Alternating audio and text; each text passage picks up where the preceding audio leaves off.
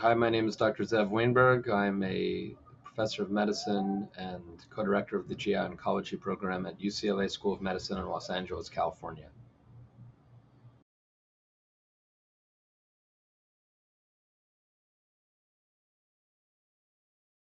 So esophagogastric cancer is really fundamentally three different cancers. And the way we teach our fellows about this is we're talking about a cancer that can be subdivided based on three discrete histological features. Within them, can also be some anatomic distinctions, as we'll talk about in a minute. But if we're thinking first about the three discrete pathological subtypes, squamous cell carcinoma of the esophagus, which is primarily the upper esophagus down to almost the lower esophagus. So it includes the upper, mid, and sometimes the upper part of the lower esophagus. That's called SCC of the esophagus.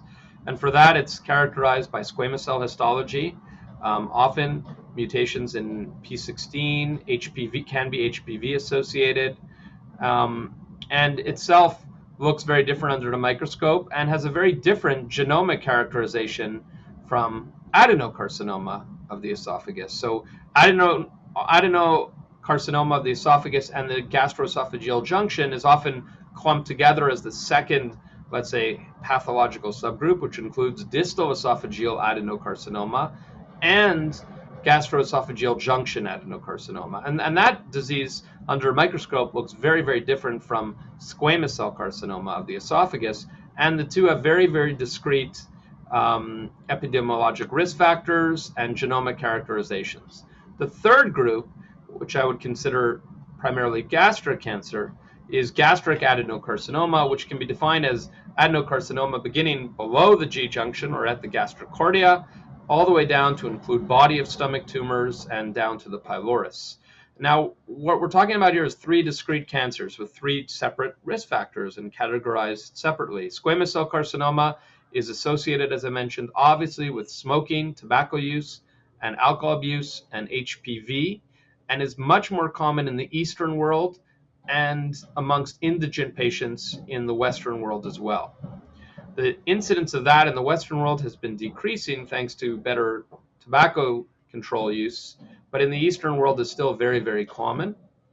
Whereas GE junction adenocarcinoma of the distal esophagus, is associated more with some risk factors like gastroesophageal reflux disease, chronic esophagitis, and Barrett's esophagus, which itself is rising in the Western world due to increases in obesity and esophagitis.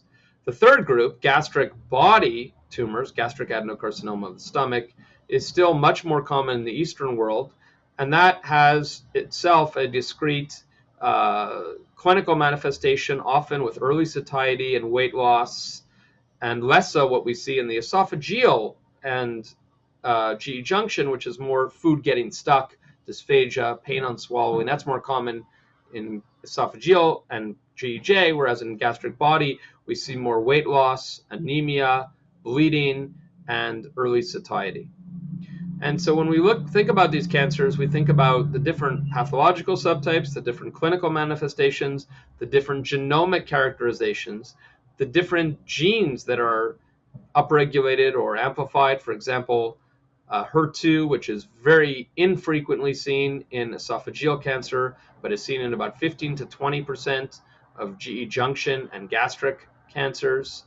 PD-L1, which is very commonly overexpressed in esophageal and to a much larger extent than gastric cancer.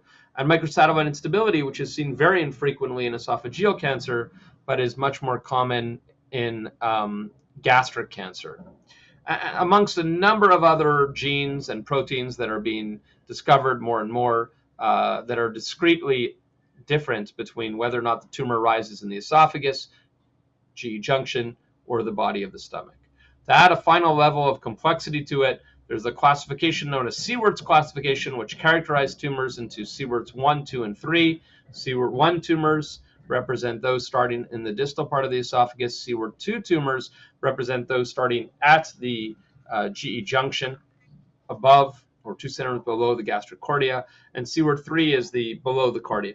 So really what you're talking about here is a different cancer depending on what kind of histology it is, which is often identified based on risk factors. How it's treated can be slightly different, and how the surgical approaches and chemotherapy approaches can be slightly nuanced as well.